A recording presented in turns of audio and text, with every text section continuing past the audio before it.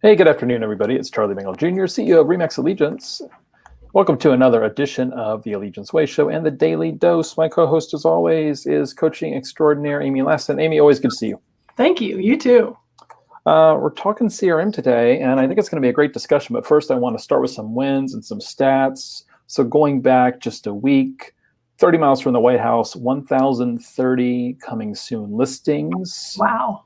1,212 new listings, nearly 2,000 pending, and just under 1,000 closed. So this last week, having there's 50% more pending than new listings. Before they were almost even. So something happened in the last week. I have to go back and see if it were fewer listings or just a lot more pending, but something kind of turned over the last week. So those stats, again, are within 30 miles of the White House.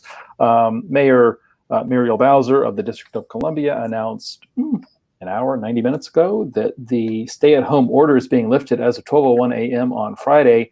So we are entering phase one, finally, of the reopened D.C. and Northern Virginia and suburban Maryland are going to be following suit. So we'll be able to leave the houses and get out there and visit some people in some places that we haven't been able to visit in what feels like 10 weeks.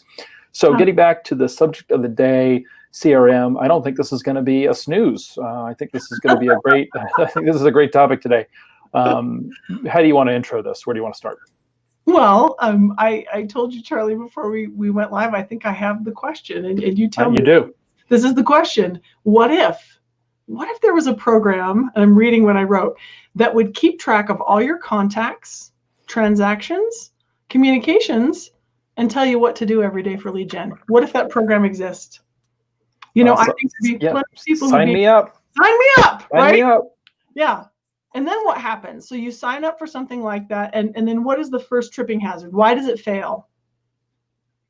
Well, in this case, I think people trip by not actually learning the system. Yeah.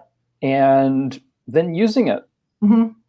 So one of the most popular questions that we get is what's the best CRM? And what do we always say? The one you'll use. The one you'll use. Sure. And then they get that answer because they're not going to use it. Right. So let's admit that CRMs are not, I don't know, they don't teach themselves. Like you have to learn any new program. Yep. Did you buy a new car in the last 10 years? Did it function differently? Right? Did you switch from BlackBerry to iPhone? Maybe that's dating me. But we live in a technological age. There is zero program that will simply take care of you. You have to learn how to use it. Yeah, exactly. So maybe that's the most painful part of today's call, but we're going to give you some tips for how you could. Good. Where do you want to start? Well, let's talk about what would be the value in it. Okay, before we tell you how to do something that you're not looking forward to, taking on this task of learning something new and be a little bit complex, let's talk about why you might want to, right? What if you didn't have to trust your memory anymore? Right. I think a lot of us don't realize we shouldn't be. I'm just getting older. Oh, I just don't get enough sleep. No. It's not you, sweetie. There is more for us to process and remember and carry around than we ever possibly could. If you haven't read the book Getting Things Done by David Allen, makes a really persuasive argument that everything in your life needs to be in a system so that you free up your brain power for creative problem solving. Quit stressing yourself out with the little things. Yeah, I mean, I think we've talked about that before, and you mentioned him before. We're not designed to carry around the amount of information that we put on ourselves, and then when we forget something, we get aggravated. Yeah. So this is a tool to not put it up to chance, to not put it up to memory. This is yet another system. We keep talking about systems to run our business. Yeah. And really to prevent us driving by a house one day and looking over and going, you know what, I think I sold that house to those people 2 years ago, and there's like a Century 21 sign in front of it, right? That's happened to almost everyone. And whose fault is that? It's not the fault of the consumer. It is the fault of the realtor. And, I don't have the stats in front of me, right? But it is the overwhelming number of buyers and sellers would use their agent again, right? The stats like here, right. But in the reality, it's like down here. Why is that? Right. They forget about us. Sure. They forget about us. We don't stay in touch. Yeah.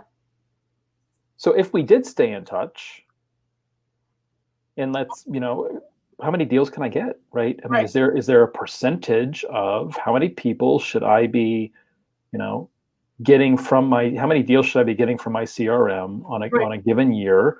I think that, the number that we like to use is 10% are going to buy, sell, or refer you in a given year. Right. And I tell you, the number of agents that I talk to that have what they consider these really big goals, and you talk to them about the number of people that they know, and then the goal becomes easy. Right. I want to close 30 deals this year. I'm struggling. I'm doing open houses. I'm doing Zillow. How many people know you, like you, and trust you that don't have a real estate license that live in your area? Like 400. I'm like, okay, well, that's 40 deals right there. And they're like, what? So it's always, let's start there. And we, you and I have had that conversation before, but it does come down. Yeah, really go ahead. Number that you're sharing. And so I want to maybe entice everyone listening with a few potential outcomes. So I had 2 different agents speak to my mastermind in the last couple of weeks to talk about their numbers, and they are both absolutely faithful with their CRM. Okay. One spends more than an hour a day. That's her routine. She is committed. She goes in every day. She looks at what's coming up. She makes any adjustments. She runs through her work day. And then she told me she actually touches it again at the end of the day, makes sure she makes any additions, any updates. Her CRM is her lifeblood. And for those who don't know, it's a client relationship manager, and it exists for a reason. It's because there was a point of pain for salespeople out in the world. They couldn't keep track of it all on notepads. And so it's there for a reason. But she has a healthy relationship with hers. She touches it every single day. She is, she did 42 deals last year with no assistant in limited hours. Yeah. She's the primary caregiver of her 3-year-old. Her husband is Army. She has plenty on her plate. Yeah. And she makes it look relatively seamless. And most of those deals are coming from that sphere, I take it, via the CRM. Yeah, she's not out there running FSBOs, expireds, door knocking. No. Yep. No. She lives in her CRM and her BombBomb. Okay. Tools. Okay. And BombBomb is what and maybe your CRM has a really great email strategy, but she uses BombBomb for her email strategy. So my other example is another agent who has a very small database that she nurtures absolutely consistently. 120 people. She only focuses on her A's, which is her strategy. Yep. Does not pay for cold leads. Does not pay for leads at all. Doesn't do door knocking. Doesn't do open houses. Like, she's really lean. Yeah. And those 120 people refer her or use her at a rate of 36%, not 10%. Yeah, that's huge. 36%. So there is an outcome for you that is worth your time and worth your attention. So Charlie, you and I talked about what are the components of wrapping your head around having a healthy relationship with CRM. And so I think the first one is knowing what it could do for you. Yep. Knowing that trusting your memory was a fallacy in the first place, let's let that go. Okay.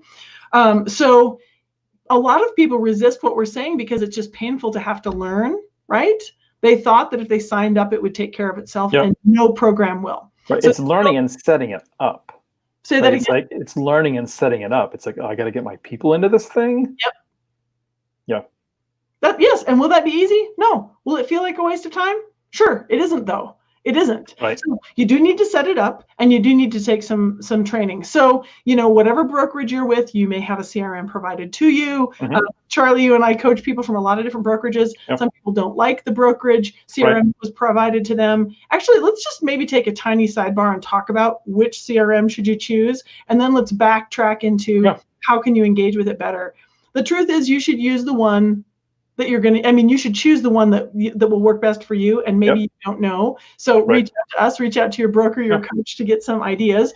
But usually the one that your brokerage is providing to you, you might as well start with that, unless it has a reputation for just not functioning. And there are a handful of those.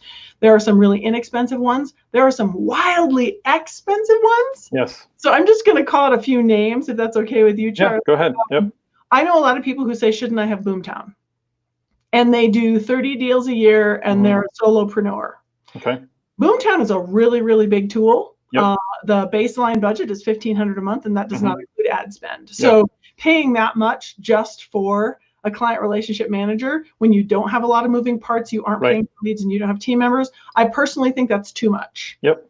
I have one solo agent who refuses to give it back because he's so in love with the way it functions. Okay. All right. I think he's an anomaly. Yeah. 1,500 is a lot of money. Yep. There are others like Follow Up Boss is a very robust, Yep. really strongly functioning CRM. It might be about $150 a month for a solopreneur. As you add team members, it's quite reasonable and very, very functional, both for managing sphere of influence and lead flow. I have never personally used Buffini's Referral Maker. I've heard that it's an extraordinary CRM if all you want to do is work your sphere. Yes. But if you're paying for Zillow leads, if you're pulling in Facebook leads, it's not necessarily built for the robust follow-up that right. Right. But easy peasy from what I've heard, and I've heard the same thing you have. Yep. And that's like maybe $49, $59 a month. I'm not quite sure. Yep. Contractually, it has a relatively straightforward functionality and can work for both and can be synced with other systems like BombBomb or something else you're using in conjunction. The caveat being, and I have to mention this, they're owned by Compass.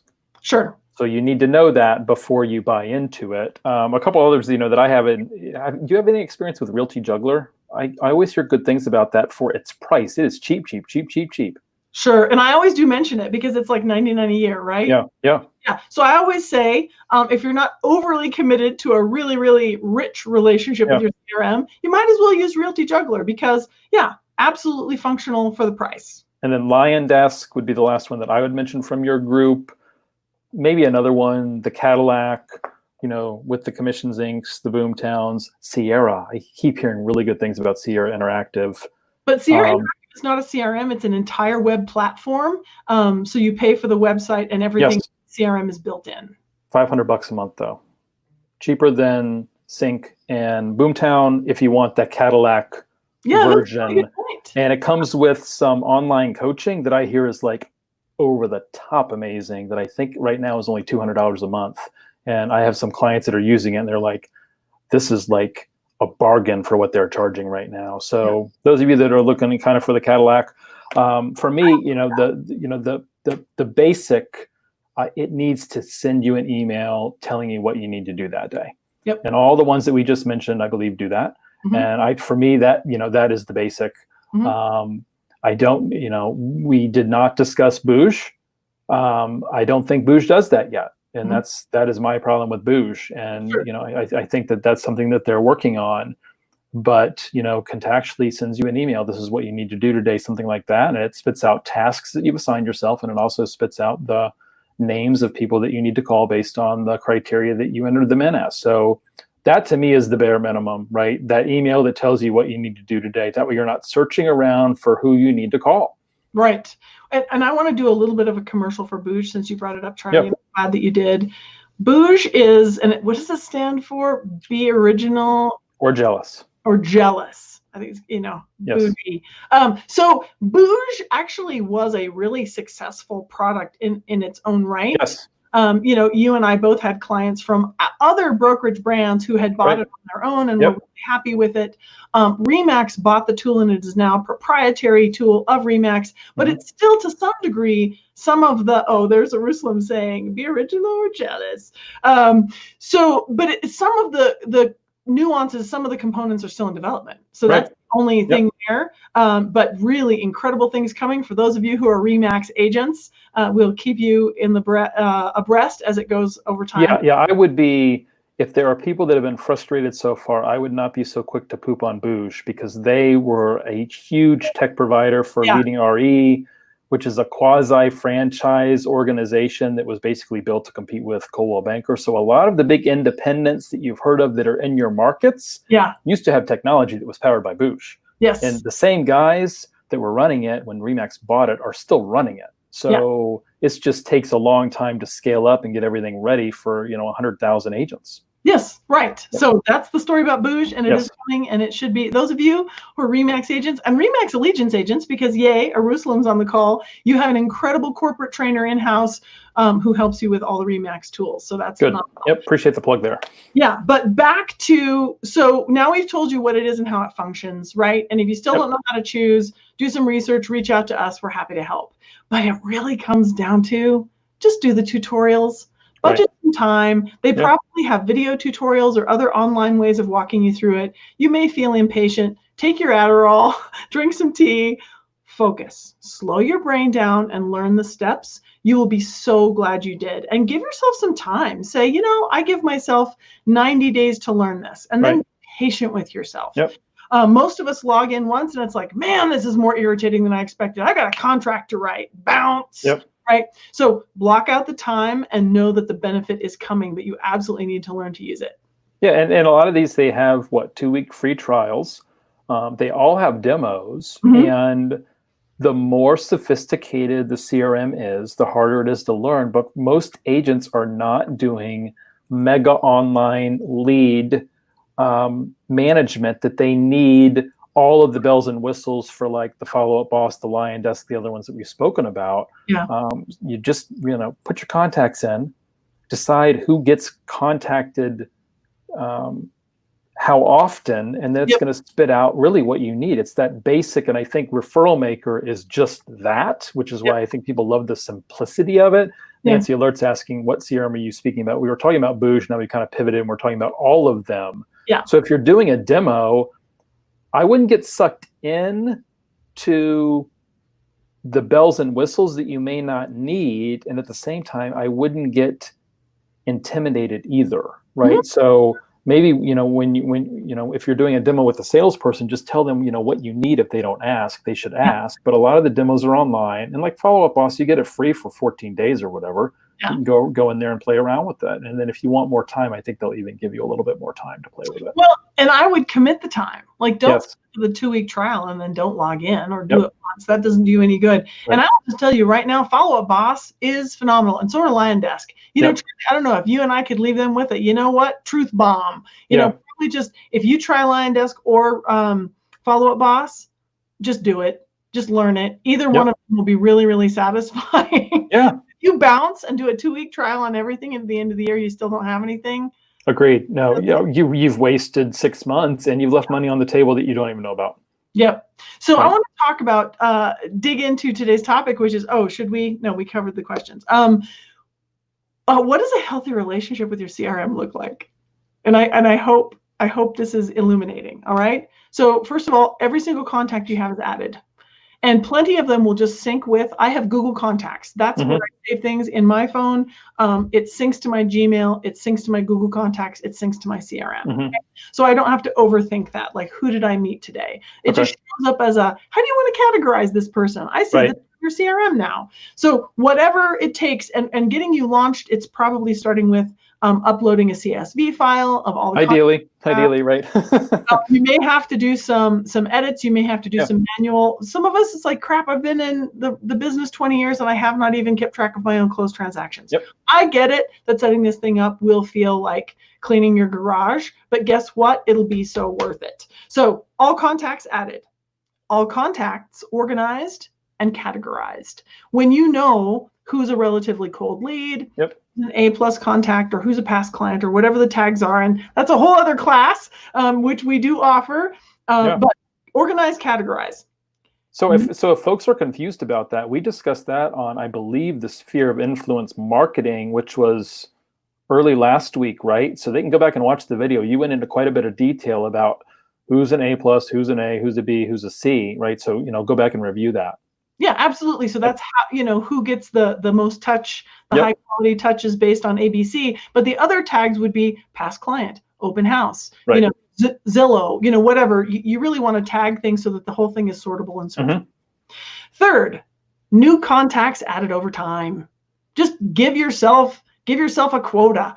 Charlie, I mentioned to you the one year that I thought I was the bachelor real estate expert, that I had all these single guys who were living with their parents in their 30s shopping for homes. And it didn't occur to me until the whole thing was over that I'd had their parents in the back seat. Why didn't I add them to my database? Right. It wasn't top of mind for me. Make it top of mind. I add people to my database. I promote my service. I include people in the good things, right? So give yourself a quota for how many people you're going to add every single week. Good. Daily visits. It's not a set it and forget it tool any more than email is. So visit your CRM every single day. Remember, this is a healthy relationship. Right. Have a healthy relationship. So visit it every single day. It's the lifeblood of your business. And I can totally imagine somebody saying, no, it isn't. It's not up to date. Well, see step 2, see step 3. Like, well, and when you're doing your hour of power, when you're doing your prospecting, ideally you're doing it in front of the CRM and you're taking notes as you go. You're not writing notes. Take it from somebody who used to do this. You're not taking notes, pen and paper, and then putting it into your CRM later. That's double the work, right? Yep. You're typing as you go. Yep. And Amy, what if there are people that say, well, I like to make my calls from the car. I don't want to be in front of my computer when I make my calls. Okay, let's talk about that.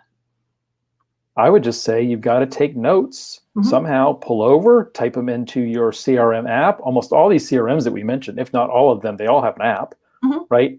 And you want to take the copious notes. If somebody tells you that they just got a puppy, fantastic, what kind of dog is it, right? You get the name of the dog, and then that allows you to, in 3 weeks, send a dog chew toy to Charlie the puppy, right? And they're like, oh my gosh, this is amazing. And then when you talk to them in 90 days, you ask how Charlie the puppy is. And they're like, how do you know the name of my dog? Because they're not going to remember, right? So the more notes that you take, the more personalized your future conversations are, really. I mean, that's the key to this whole thing. If you don't take good notes, then you're just calling to call. This is a way for you to, I don't know that I've ever put it this way. You've already built rapport with a lot of these people. This is a way for you to just go deeper with that rapport, right? Every call, you're building even more rapport with them because you're taking notes and then you're reflecting on those notes and going back to them when you speak to them next, as it's appropriate, right?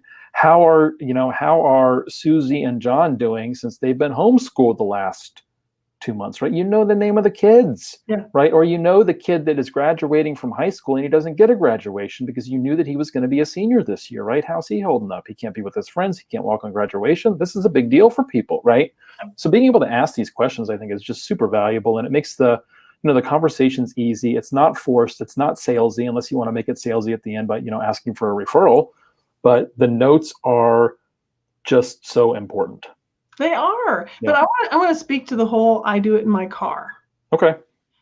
Do you make an hour's worth of back-to-back calls in your car? Or never mind, don't answer such a leading question. Right. How many calls did you make last week?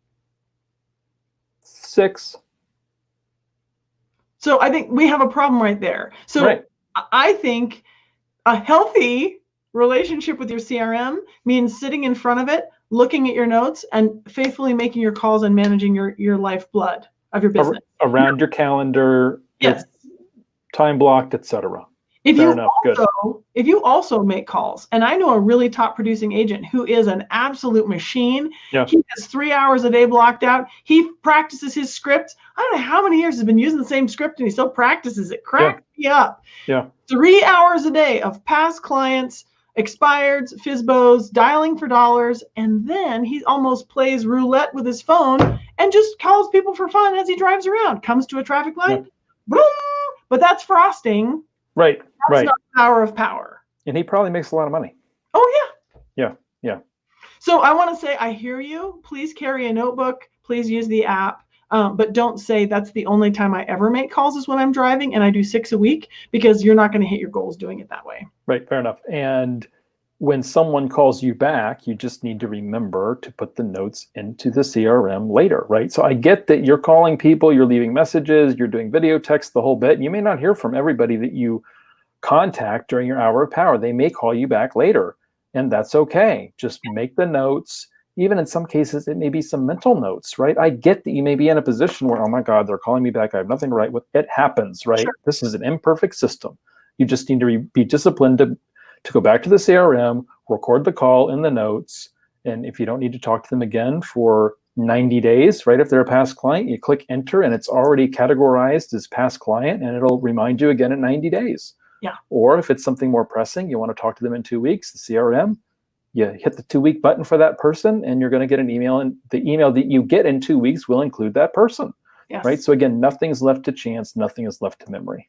Yep, absolutely. But to your point about what if you really don't have anything to write with? What if there's just no resources? Yeah. That's not true. If it's something that I just can't trust to my memory, I could record a video of myself and watch it later. I could call my voicemail at the office. Like there is a way. Yep.